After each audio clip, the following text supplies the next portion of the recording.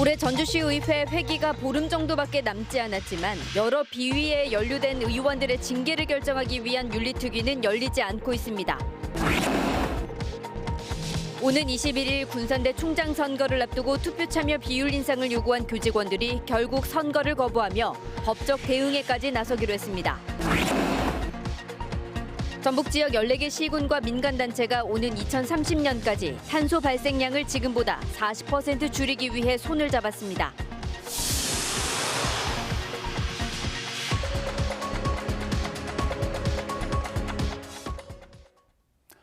여러분 안녕하십니까? JTB 8시 뉴스입니다. 전주시 의회가 전주시에 대한 행정사무감사를 마치고 내년도 예산안 심의를 준비하고 있습니다. 올해 회기도 이제 보름밖에 남지 않았습니다만 비위 의원들의 징계를 논의할 윤리특위는 아직도 열리지 않고 있습니다. 선출직에게 요구되는 사회적, 도덕적 책무를 어물쩍 넘어가려는 건 아닌지 비판이 일고 있습니다. 정원익 기자입니다. 지난달 중순부터 열흘 가까이 전주시에 대한 행정사무 감사를 끝낸 전주시 의회. 진행 중인 예산안 심의와 시정 질문 등을 마치면 이달 중순쯤 회기가 모두 끝납니다. 올해 110일 회의 다 마쳤습니다. 16일 날까지 2차 정례가 끝납니다. 12월 16일이요. 하지만 여러 비위 의원들에 대한 윤리특위는 아직도 기약이 없습니다. 최영병 의원은 방진망 선시공 사건으로 과태료 부과 대상자로 통보돼 법원이 과태료 액수를 정하고 있고, 김은영 의원은 남편이 근무한 기관을 1년 넘게 감독해 지방의회 행동 강령을 어긴 사실이 드러났습니다. 폭행 혐의로 경찰 조사가 진행 중인 김원주 의원은 제외하더라도 두 의원에 대한 윤리특위가 열려야 한다는 목소리가 높습니다. 이번 회기에 열리지 않으면 내년으로 넘어가면서 선거철을 앞두고 흐지부지될 가능성이 높기 때문입니다. 의원들의 추태나 반도덕적 행위, 그리고 범죄라고 볼 수 있는 그런 행위에 대해서 아직까지 정리하지 못하고 윤리특위마저 열지 않는 것은 의회에 그나마 기대를 걸고 있는 시민들의 희망을 완전히 꺾는 행위다라고 볼 수 있겠습니다.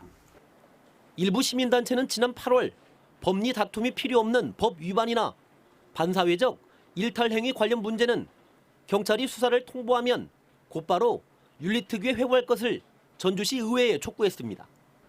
또 윤리특위 회의록을 공개하고 번번이 솜방망이 처벌 논란이 휩싸이는 징계 수위를 강화하라고 주문하기도 했습니다.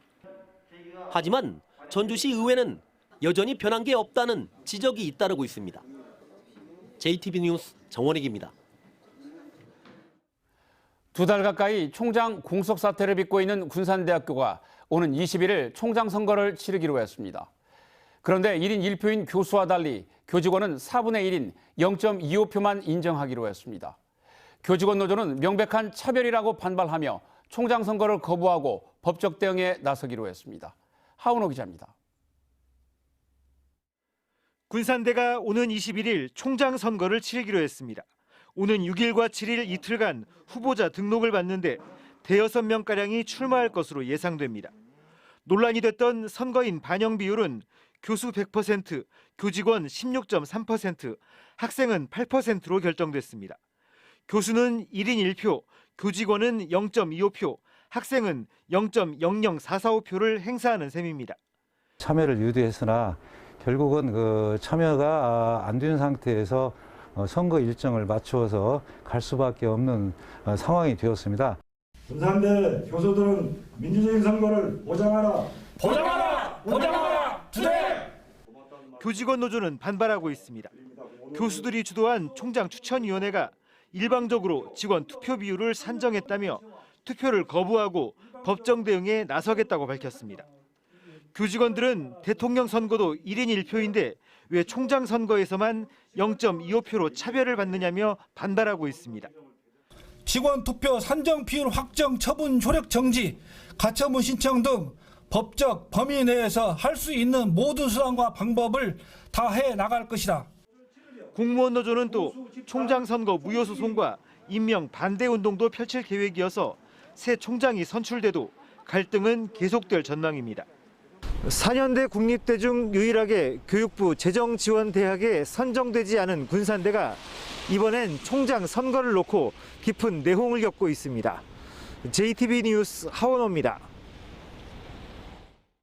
네, 2021년도 이제 꼭 한 달밖에 남지 않았습니다. JTB는 올해를 마무리하고 새해를 준비하는 마음으로 주요 인사들과 함께 지역 현안을 살펴보는 시간을 마련했습니다. 오늘은 그 첫 번째 순서로 송하진 도지사와 함께 이야기를 나눠보도록 하겠습니다. 어서 오십시오. 예, 안녕하십니까. 네, 코로나19 얘기 먼저 여쭤보겠습니다. 단계적 일상 회복에 들어갔지만 확진자는 급증하고 또 이름도 낯선 변이 바이러스까지 생겼다고 해서 걱정입니다. 완전한 일상 회복까지는 여전히 갈 길이 먼 듯한데 어떻게 대처하고 계시는지요? 네, 저는 대한민국 시도지사 협의회장으로서 정부의 일상회복지원위원회에 참여를 해서 단계적 포용적 일상회복을 위한 지역의 요구를 전달을 하고 있습니다. 행정명령 이행업소에 대한 민생회복자금 70만 원을 작년에 이어 내년에도 지원키로 하였습니다. 이 또한 방역 참여를 확대하기 위한 노력입니다. 이들 업소는 코로나 장기화로 피해가 누적된 상태에서 방역이 강화되면 다시 영업을 중단해야 합니다. 희생과 양보만을 요구할 수는 없습니다. 지난 여름 시행한 전도민 긴급지원금 10만 원 역시 마찬가지입니다. 민생을 돕는 보편적 지원의 성격도 있지만 지역에서만 사용하도록 해서 행정명령 이행업소를 돕고 방역 참여를 독려하는 효과도 염두에 두었습니다. 오미크론 변이로 위기감이 고조되고 있습니다. 도민 여러분의 방역수칙 준수와 접종 참여를 간곡히 부탁을 드립니다. 네, 코로나19 속에 세계적으로 산업 구조도 빠르게 변화하고 있는 것 같습니다. 4차 산업이 가속화하고 있고 기후변화 위기에 따라서 신재생 에너지도 급부상하고 있습니다. 포스트 코로나 시대 어떻게 준비하고 계시는지요? 네, 포스트 코로나 시대의 키워드는 두 가지입니다. 바로 디지털 전환과 탄소 중립입니다. 다행히 우리 도가 그동안 꾸준히 준비해온 전기차, 수소산업, 재생에너지, 힐링과 해양 중심의 관광, 홀로그램, 데이터 산업, 농생명, 금융 등이 시대 흐름과 잘 맞아떨어지고 있고 산업 생태계가 형성되고 있습니다. 제조업 시대에 뒤처졌던 흐름을 역전할 수 있는 아주 기회가 왔습니다. 최선을 다해 준비하고 대응하겠습니다. 네, 전라북도의 산업 생태계도 이미 변화가 시작됐거나 또 체험할 수 있는 그런 것들이 나타나고 있는데요. 어떤 것들이 있는지 좀 소개해 주시죠. 우선 기존 산업의 생태계는 혁신을 하고 미래 산업은 선점을 해서 새로운 생태계를 만들고 있습니다. 주력 산업인 자동차 산업이 전기차, 수소차 중심으로 바뀌고 있습니다. 군산행 일자리 1호차 단위고벤이 출고됐고 에디슨 모터스 군산 공장이 준공됐습니다. 수소 상용차도 개발 중입니다. 탄소 산업의 소재인 탄소섬유, 인조흑연, 탄소 나노 튜브 등이 수소차와 전기차 핵심 부품에 사용되면서 시장을 확대 중입니다. 스마트만 혁신밸리 운영 개시, 그린바이오 캠퍼스 조성 사업 등으로 농업 경쟁력을 높이고 홀로그램과 메타버스 산업에 대한 준비도 해나가고 있습니다. 혁신과 선점이 이루어지면서 기업 투자도 활발합니다. SK 컨소시엄 2조 원, 효성 1조 원, 쿠팡, 두산 퓨얼셀, 또 천보 GLS, 유니테스트 등이 1천억 원 이상 투자를 약속을 했습니다. 네, 지난 28일은 새만금 방조제를 착공한 지 꼭 30주년이 되는 날이었습니다. 소회 한 말씀 해주시지요. 방조제 완공만 19년이 걸렸습니다. 도민 여러분의 염원과 달리 오랫동안 속도가 나지를 않았죠. 그러다가 우리 도가 속도감 있는 개발을 정부에 강력히 요구하고 이것이 국정과제로 반영되면서 내부 개발이 본격화되기 시작을 했습니다. 7천억 원 선에 있던 예산이 1조 원을 넘었고 새만금 개발공사가 설립이 되고 새만금 개발청이 전북으로 이전했습니다. 공공주도 매립이 시작이 되면서 매립 면적이 확대되고 내부 개발이 빨라지고 있습니다. 도민 수건 사업인 공항과 항만, 철도, 도로 등 SOC도 속속 들어서고 있습니다. 30주년을 맞았지만 실질적인 개발은 이제야 제 속도를 내는 셈이죠. 앞으로도 개발 속도를 높이는데 최선을 다하겠습니다. 네, 오늘 말씀 감사합니다. 탄소가스 배출로 빚어지는 기후 위기 경고음이 갈수록 커지고 있는데요. 전국에서 처음으로 도내 14개 지자체와 민간단체가 오는 2030년까지 탄소 발생량을 지금보다 40% 줄이는 데 힘을 모으기로 했습니다. 김진영 기자입니다.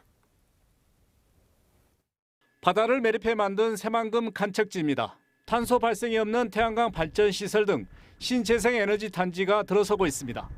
2조 원으로 데이터 센터를 짓기로 한 SK는 새만금에서 생산된 재생에너지로 필요 전력을 충당해 탄소 중립을 실현할 예정입니다. 저희가 생각하는 ESG의 아주 기본적인 저희 근거지가 되고 또 발전을 도약할 수 있는 도약대가 되는 새만금이 되기를 빌어마지 않습니다. 도내 14개 지자체와 민간단체도 탄소 중립을 위해 공동 노력하기로 선언했습니다. 화석 연료에서 신재생 에너지로 전환 등 다양한 사업 발굴을 통해 탄소 배출을 획기적으로 줄이기로 했습니다. 또 탄소 배출이 많은 산업과 수송, 농업 등 각 분야의 협조를 얻어 오는 2030년까지 탄소 배출량을 40% 줄이기로 목표를 세웠습니다. 2050년에는 정부의 방침대로 탄소 순 배출량을 0으로 만들기로 했습니다. 이를 위해 전문가 심포지엄을 열고 탄소 중립 전략을 모색했습니다. 이 자리에서 온실가스 총량 관리 시스템 구축과 탄소 중립 지원센터 도입 등 적극적인 대응이 제시됐습니다. 탄소세라든지 온실가스 배출권 거래제라든지 이런 것들을 강화시켜서 온실가스를 줄이고 에너지 소비를 줄이는 정책들이 좀 필요하고요. 전국 지자체 가운데 가장 먼저 탄소 중립을 선언한 전라북도가 쉽지 않은 탄소 배출량 감축에 성공할지 주목됩니다. JTBC 뉴스 김진영입니다.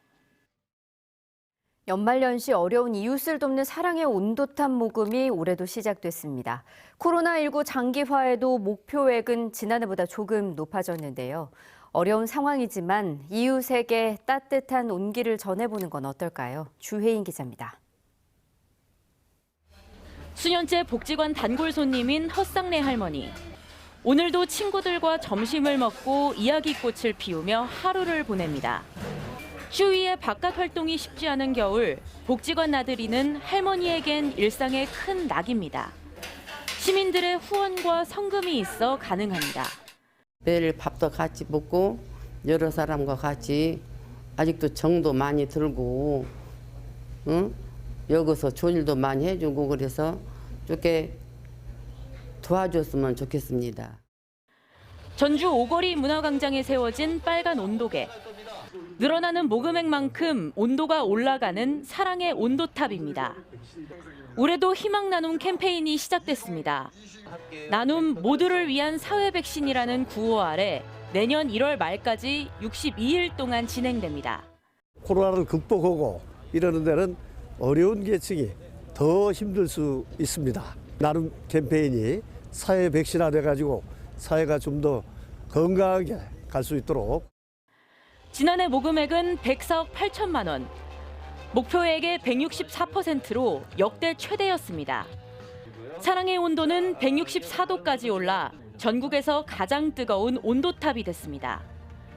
올해 나눔 목표액은 지난해보다 조금 많은 73억 5천만 원. 기부는 ARS 전화나 문자, 읍면동 행정복지센터를 통해 가능합니다.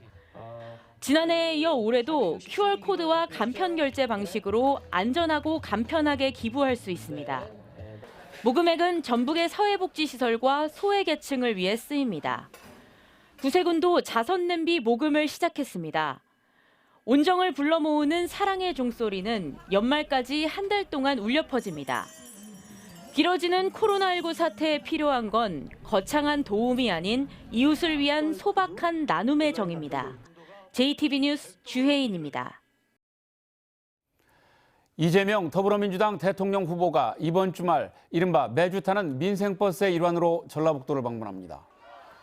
이재명 후보는 오는 금요일부터 일요일까지 2박 3일 동안 전주, 군산, 익산, 남원, 정읍 등을 돌며 민생 탐방을 통해 지역 여론을 살피고 지지를 호소할 예정입니다. 이번 방문에는 선대위 출범 이후 처음으로 전북 출신인 정세균 전 총리도 동행해서 공개적인 지원 활동을 벌일 것으로 알려졌습니다. 전국 학교 비정규직 연대회의가 내일 하루 파업에 들어가 급식과 돌봄교실 운영에 차질이 예상됩니다. 전북에서는 급식 조리원과 돌봄 전담사 등 420여 명이 파업할 것으로 전북교육청은 내다봤습니다. 파업 노조원들은 내일 서울에서 열리는 집회에 참가해 임금과 복지에 대한 차별 해소를 촉구할 예정입니다. 전북의 코로나19 신규 확진자는 어제 50명, 오늘은 오전까지 17명이 나왔습니다. 익산과 군산에서 교회와 가족 모임을 통해 11명이 감염됐고 고창의 한 병원과 관련해 7명이 더 확진되었습니다. 지난달 확진자는 역대 최대인 1,170명으로 지난해 전체 확진자보다 많았습니다. 이는 일상회복 전달인 10월에 비해선 76%나 증가한 것입니다. 40% 안팎이던 병상 가동률도 한 달 만에 70%까지 올랐습니다. 현재 남은 병상은 227개입니다. 전주시가 보조금 횡령 등의 혐의로 1심에서 유죄 판결을 받은 청소 대행업체 토우의 입찰 참여를 제한하기로 했습니다. 전주시는 시민 정서를 고려해 이달 예정된 청소 대행업체 선정 입찰에 참여 자격을 주지 않기로 했다고 밝혔습니다. 하지만 전주시가 지난해 계약 해지를 통보한 뒤 토우가 소송을 내 다투고 있어 입찰 참여를 제한할 경우 또 다른 소송으로 이어질 가능성이 높아 보입니다. 전북체육회는 전 고위 간부가 도의원에게 체육회에 대한 비판성 질의를 요청했다며 반발하고 나섰습니다. 전북체육회는 전 고위 간부가 모 도의원에게 체육회 행정사무감사 때 1년간 비어있는 과장 자리가 있고 필요 없다면 정원을 줄여야 한다는 점을 지적하라는 문자를 보냈다며 이는 민선체육회 흔들기라고 주장했습니다. 이에 대해 전 고위 간부는 올해 상반기에 지적된 문제를 해당 상임위 의정발전 자문위원 자격으로 자문한 것뿐이라며 다른 의도는 전혀 없었다고 반박했습니다. 전주지법 형사 제4단독은 코로나19 확진자와 접촉해 자가격리 통보를 받고도 바깥 활동을 한 혐의로 기소된 54살 간호사에게 벌금 300만 원을 선고했습니다. 이 간호사는 자가격리 수칙을 어긴 뒤 확진 판정을 받았습니다. 재판부는 자가격리 의무를 위반했지만 감염병 대처에 헌신한 점 등을 고려해 형을 정했다고 밝혔습니다. 오는 3일 소비자의 날을 앞두고 제24회 전북소비자대회가 오늘 전북소비자정보센터에서 열렸습니다. 올 한 해 소비자 권익 증진에 이바지한 22명이 표창을, 농촌 중고생 10명이 장학금을 받았습니다. 김철 JTB 보도국장은 불법